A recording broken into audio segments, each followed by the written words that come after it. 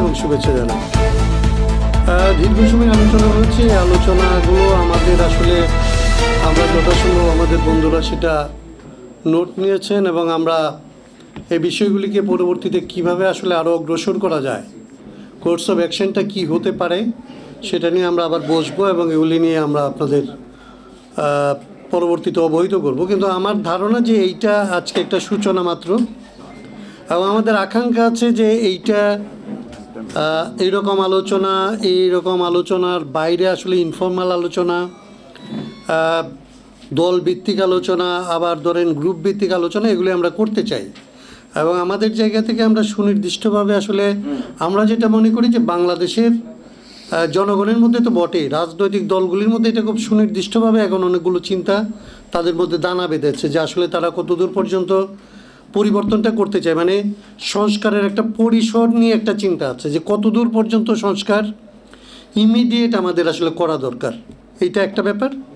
আরেকটা বিষয় হচ্ছে যে এই সংস্কারটাকে আসলে টেকসই করার পদ্ধতি কী হবে, কোন পথে আসলে সংস্কার করলে এটা আসলে টেকসই হবে, এই দুইটা বিষয় নিয়ে আমাদের মনে হয় যে আমাদের রাজনৈতিক দলগুলির বিভিন্ন ধরনের ধারণা আছে এবং এই ধারণাগুলি নিয়ে আমরা এতদিন ধরে আশা করেছিলাম যে আসলে আমরা সরকারকে এটা চাইছিলাম, সরকারের কাছে আমরা প্রস্তাব করেছি বিভিন্ন সময় যে সরকার এই জায়গাগুলিতে আসলে হস্তক্ষেপ আর এই উদ্যোগ নেবে, ফেসিলিটেট করবে। কিন্তু আমরা দেখছি যে আগামী 8 তারিখের মধ্যে 6 মাস পূর্ণ হবে এই সরকারের, তাদের দিক থেকে কেবলমাত্র কিছু কমিশন ছাড়া, মানে এক্সপার্ট ওপিনিয়ন ছাড়া বাকি আসলে যারা এটার জন্যে আন্দোলনটা করেছে, জীবন দিয়েছে, লড়াই করেছে এবং যারা ভবিষ্যতে আসলে এই দেশটাকে পরিচালিত করবে, যাদের হাত দিয়ে এটা আসলে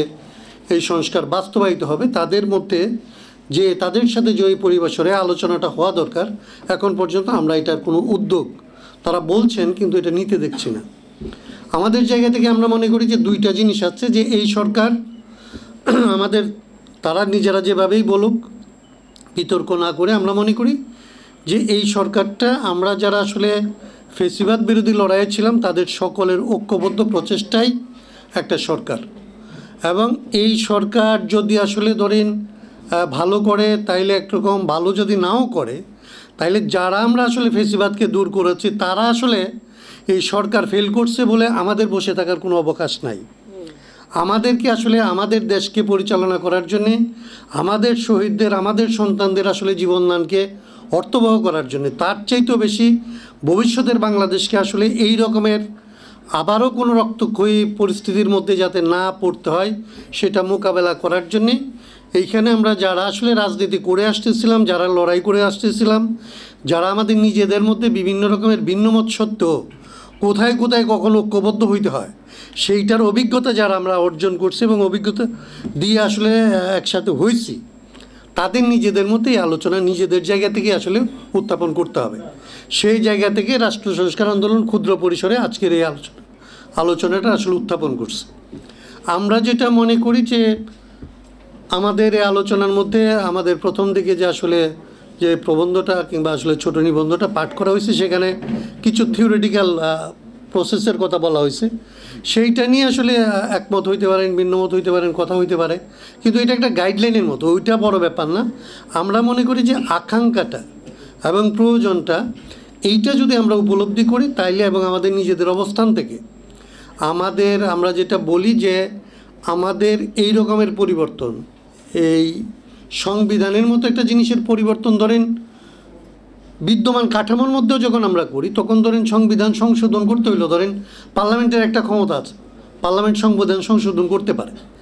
সংশোধন শব্দটা খুবই ন্যারো, খুব ছোট একটা জিনিস পারে, কিন্তু সেটা করতে গেলেও তার পার্লামেন্টের 2/3 মেজরিটি লাগে। তার মানে হচ্ছে যে আপনি একটা আইন বানানোর জন্য সিম্পল মেজরিটিতে আপনি আইন করতে পারেন, কিন্তু ধরেন সংবিধানে বলা আছে একটা জায়গার মধ্যে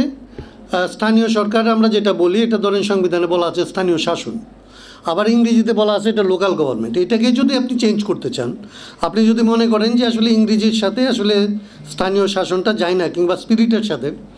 এইটুকু পরিবর্তনও যদি আপনার করতে হয় তাহলে 2/3 মেজরিটি লাগে।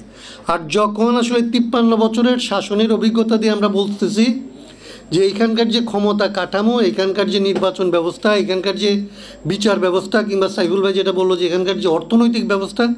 এই ব্যবস্থাগুলি হচ্ছে এই রকম অন্যায্য, এই রকম গণবিরোধী যে এইগুলির আসলে প্রথমত আমাদের সাংবিধানিকভাবে এগুলির একটা সংশোধনের উদ্যোগ নেওয়া দরকার, এবং সেই জন্যেই পরিবর্তনটা হয়েছে। তাইলে এই রকমের পরিবর্তন 2/3 মেজরিটির ব্যাপারও না, এটা তার চেয়ে তো আসলে বড় ঐকমত্যের ব্যাপার, জাতীয় ঐকমত্যের ব্যাপার, জাতীয় সমঝোতার ব্যাপারটা সেই জায়গা থেকে আমরা মনে করি গুরুত্বপূর্ণ। পদ্ধতি নিয়েও আমাদের আলোচনাটাকে আমরা মনে করি গুরুত্বপূর্ণ। আমরা যদিও মনে করি যে আমাদের একটা নিজস্ব মত আছে, আমরা মনে করি যে এই পদ্ধতি এবং ধরেন এই যেটা আসলে আমি যদি মঞ্জুর কথাটা বুঝে থাকি, যে একটা জিনিসকে সমঝোতা করতে যদি আমরা যাই,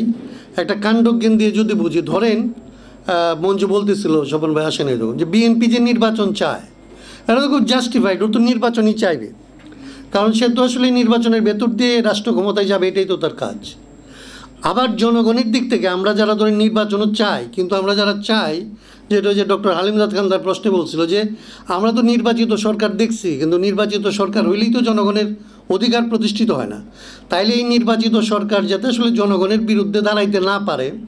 সে সাংবিধানিকভাবে অন্তত যাতে না দাঁড়াইতে পারে, তাহলে সাংবিধানিক ক্ষমতা কাঠামোর একটা পরিবর্তনও চাই। তাইলে এটা কী হইতে পারে? আমাদের দিক থেকে আমাদের প্রস্তাব হচ্ছে যে আগামী নির্বাচন সংবিধান সংস্কার এবং সরকার গঠনের দুইটার জন্যই হইতে পারে। একটা নির্বাচনের মধ্যে এই কাজটা আপনি করতে পারেন, এটা 70 সালে হয়েছে, এটা নাথিং নিউ, আমাদের এটা আবিষ্কার না। রাষ্ট্র সংস্কার আন্দোলন এখানে প্রায় কোনো কিছু আবিষ্কার করে বলে নাই। রাষ্ট্র সংস্কার আন্দোলনের যা কিছু বলা, এটা হচ্ছে দুনিয়াতে যা যা আছে আমাদের এর চাইতে বেটার ব্যবস্থা, এইখানে যেগুলিকে আসলে অ্যাডাপ্ট করলে আমরা আসলে বেঁচে যেতে পারি, আমরা একটা গণতান্ত্রিক দেশে পরিণত হইতে পারি, সেরকম কতগুলো প্রস্তাবকে সে আসলে জাতির সামনে উত্থাপন করছে। আজকেও যেটা আমরা এখানে উত্থাপন করতেছি, এটা হচ্ছে আসলে এক ধরনের জাতীয় আকাঙ্ক্ষা। আমাদের হয়তো ধরেন একটা দল একভাবে ভাবতেছে, আরেকটা দল আরেকভাবে ভাবতেছে, কিন্তু মোটা দাগে আমরা মনে করি যে সমস্ত রাজনৈতিক দল, আমরা যারা আসলে ফেসিবাদের বিরুদ্ধে দাঁড়াইছিলাম, তাদের মধ্যে এইটা নিয়ে কোনো বিরোধ নাই যে আমাদের একটা সংস্কার লাগবে, এটা নিয়ে কোনো বিরোধ নেই। এখন সংস্কার নির্বাচনের আগে হবে না পরে হবে, কীভাবে হলে টেকসই হবে, কদ্দূর হবে, এইটা আমরা মনে করি যে আসলে এই উদ্যোগটা সরকারের নেওয়া উচিত ছিল, ফ্যাসিলিটেট করা উচিত ছিল। এই সরকারের 6 মাসের মধ্যে করে নাই, রাজনৈতিক দলগুলিকে এটা করতে হবে। আমরা উদ্যোগ নিছি বা আমরা এই সবার মধ্যে ডাকছি, শুধু আমরা এটা পারবো এটা মনে করে না, আমরা এটা ডাকছি এই জন্যে আমরা মনে করি যে আমাদের রাজনৈতিক দলগুলি এটা পারে। আমরা সেখানে আসলে তাদের সাথে থেকে জাতির, এই যে আমি রুবেলের কথাই বলতে চাই যে এখন পর্যন্ত একটা সমস্যার মধ্যে আছে, এটার সমাধান করতে পারি, এটা যেন সংকটে পরিণত না হয়, আমরা যেন দীর্ঘমেয়াদী কোনো সংকটে না পড়ি, সেই দিকে আমাদের সবাই ঐক্যবদ্ধভাবে কাজ করব। 31 দফা নিয়ে আলাদা কথা আছে, সেটা এখন গেলাম না, কারণ এটাও সমঝোতায় আলাপেরই বিষয়। অতএব বিএনপির সাথে যদি আমাদের ভিন্নমত থাকে, কিংবা গণতন্ত্র মঞ্চের ভেতরে আমাদের যদি ভিন্নমত থাকে, গণতন্ত্র মঞ্চের বাইরে থাকে, এগুলি আলাপ করেই আসলে আমাদেরকে একটা পথ বের করতে হবে। সেই জন্য আজকের টেবিলটাই সে আলাপ করার জায়গা না। তো আমরা মনে করি যে আলাপ যে আমাদের করতে হবে, আর এটা যদি সরকার উদ্যোগ নাও নেয়, তাইলে যে রাজনৈতিক দলগুলি স্ব-উদ্যোগে এটা করতে হবে, এইটুকু বলার জন্যে আপনাদেরকে আজকে এইখানে আমরা হাজির করার কষ্টটা দিচ্ছি। আপনারা এতক্ষণ ধরে যারা আমাদের কথা শুনছেন এবং উপস্থিত হয়েছেন, তাদের প্রতি আবারও শুভেচ্ছা এবং কৃতজ্ঞতা জানাই। আমাদের এই অনুষ্ঠান আমরা শেষ করতেছি, কিন্তু আমাদেরকে ধরেন আমি একটা শুভ সংবাদ দিতে পারি যে এই উদ্যোগকে ছড়ায় দেওয়ার জন্যে, আরও আগায় নেওয়ার জন্যে আমাদের যে আজকের যে জুলাই ফোরাম যারা, তারা আমাদেরকে, আমি শেষ বলার আগে কানে কানে বলছিল যে ভাই আপনারা যদি এই উদ্যোগকে আগায় নিয়ে যেতে চান, আমাদের দিক থেকে আমরা সব ধরনের সহায়তা করতে রাজি আছি। তো এটা একটা সুসংবাদ আপনাদের জন্য বলি, আমরা এটাকে ছড়ায় দিতে চাই। এবং আমি এই কথাটা বলে শেষ করতে চাই যে মঞ্জুর যেটা বলছে, আমাদের শক্তি হতো বিএনপির মতো নির্বাচিত হওয়ার মতো শক্তি নেই, কিন্তু জনগণের যে আকাঙ্ক্ষা, এইটাকে যদি আমরা স্পষ্ট করে তুলতে পারি, তাইলে বিএনপিকে বাধ্য করা, কিংবা নাগরিক কমিটিকে বাধ্য করা, কিংবা অন্যদেরকে বাধ্য করা, ভালোর জন্য বাধ্য করার জন্য জনগণকে জাগ্রত করার ক্ষমতাটা আমাদের আছে। এই ক্ষমতাটা আমরা আসলে প্রয়োগ করব। আপনাদের সবাইকে ধন্যবাদ।